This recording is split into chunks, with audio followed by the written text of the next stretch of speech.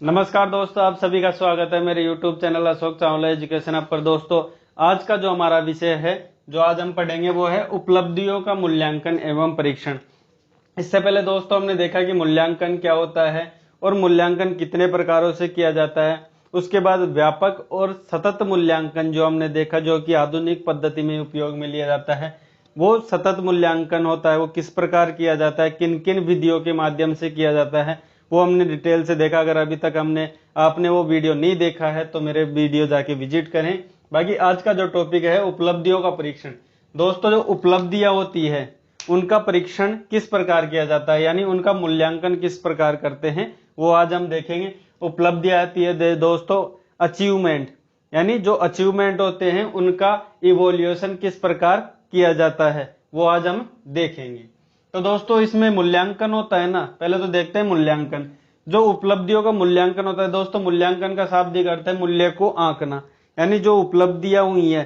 दोस्तों, ये टॉपिक हम पढ़ रहे हैं साइकोलॉजी के अंतर्गत, तो हम बात करेंगे शिक्षा की।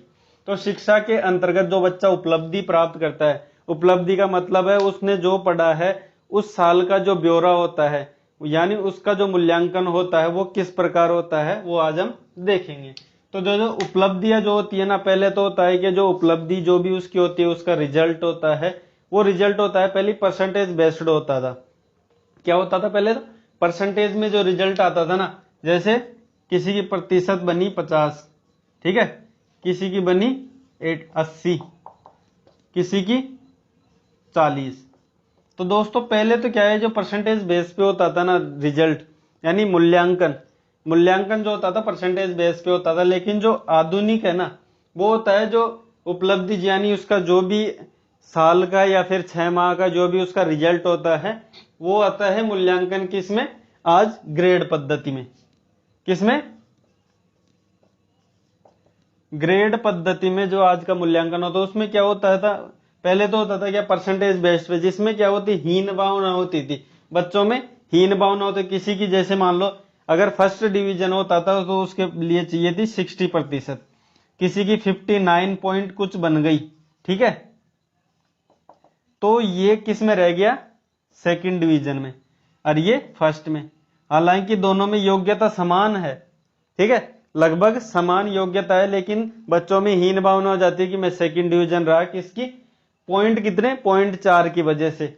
अगर 0.4 होता है, योग्यता मान लो उसकी 60 की है, लेकिन क्या हुआ कि उसमें 0.4 की वजह से उसमें ये हीन भावना हो जाती है कि मैं सेकंड डिवीजन हूं, मैं फर्स्ट डिवीजन नहीं आ पाया।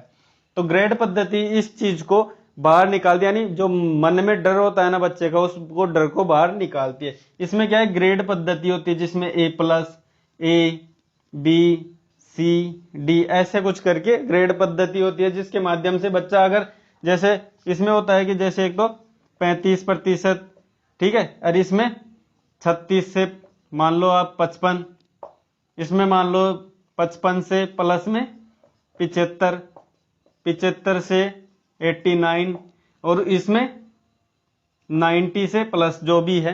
तो मतलब ये जो ग्रेड पद्धति है ना, जैसे मैं कहूं किसी की, ये देख लो आप सी कैटेगरी के अंदर देख लो, इसमें ये है कि जैसे 63 से 55, इसमें अगर किसी की 66 भी बनी है और किसी की 54 बनी है, तो ये दोनों समान है, कोई परसेंटेज का कोई लफड़ा नहीं है इसमें।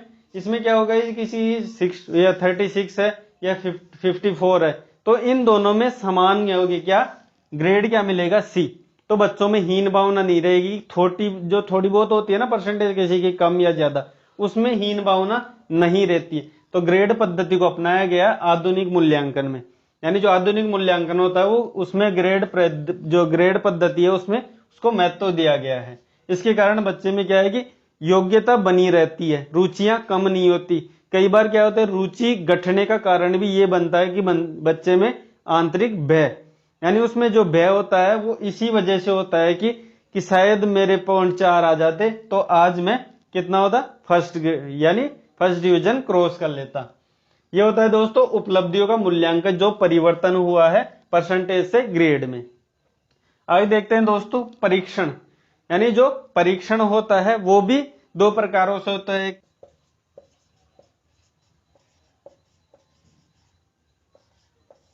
मानवीकृत और दूसरा होता है अध्यापक आधारित। दोस्तों जो मानकीकृत होता है उसमें तो क्या होती है, जो परीक्षण होता है ना वो सामान्य होता है, मतलब सभी की। और दोस्तों जो उपलब्धि होती है ना, ऐसा नहीं कि ये उपलब्धि शिक्षा में ही काम में ली जाती है, ये शिक्षा में भी ली जा सकती है, ठीक है, तकनीकी में भी ली जा सकती है, या फिर शिक्षा के अंतर्गत जैसे व्यावसायिक, उसमें भी इसका उपयोग किया जा सकता है। उपलब्धियां दोस्तों सभी प्रकार की हो सकती है, लेकिन उनका जो परीक्षण किया जाता है ना वो दो पर, जैसे एक सामान्य में तो मैं कहूं मानकीकृत, जिसमें सभी आ जाती है, शिक्षा भी आ जाती है, तकनीकी भी आ जाती है, या फिर व्यवसाय भी आ जाता है। लेकिन जो अध्यापक कृत होता है वो शिक्षा के अंतर्गत ही होता है, क्योंकि जो शिक्षक छात्र का जो संबंध होता है ना वो किसमें होता है, शिक्षा में। तो दोस्तों शिक्षा में अध्यापन जो होता है ना, इसलिए वहां पे अध्यापक आधारित ही परीक्षण किया जाता है। इसमें अध्यापक जो परीक्षण करता है उसमें क्या होता है, जो पाठ पढ़ाया जाता है ना उस पाठ की समाप्ति, ठीक है, यानी जो पाठ कक्षा अंतर्गत पढ़ाया जा रहा है वो पाठ की जो समाप्ति होती है ना उसके तुरंत बाद उसका परीक्षण किया जाता है कि इस पाठ को पढ़ने के बाद बच्चों की स्थिति क्या है, यानी बच्चों ने कितना अधिगम किया है, कितना नहीं किया।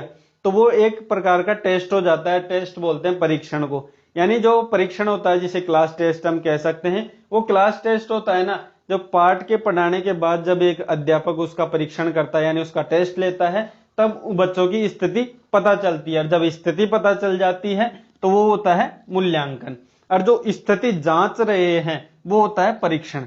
दोस्तों इसका ध्यान रहे, कंफ्यूज ना हो, जो परीक्षण हम कर रहे हैं, जो जांच कर रहे हैं, ठीक है, जो जांच करने की जो प्रक्रिया है वो होता है परीक्षण यानी टेस्ट। और जो मूल्यांकन हुआ यानी उसका निष्कर्ष निकला कि इसमें कमी हुई है या फिर ज्यादा हुआ है, वो होता है मूल्यांकन। तो दोस्तों ये ध्यान रखिए, उपलब्धियों का परीक्षण दो प्रकार से होता है, मूल्यांकन और परीक्षण।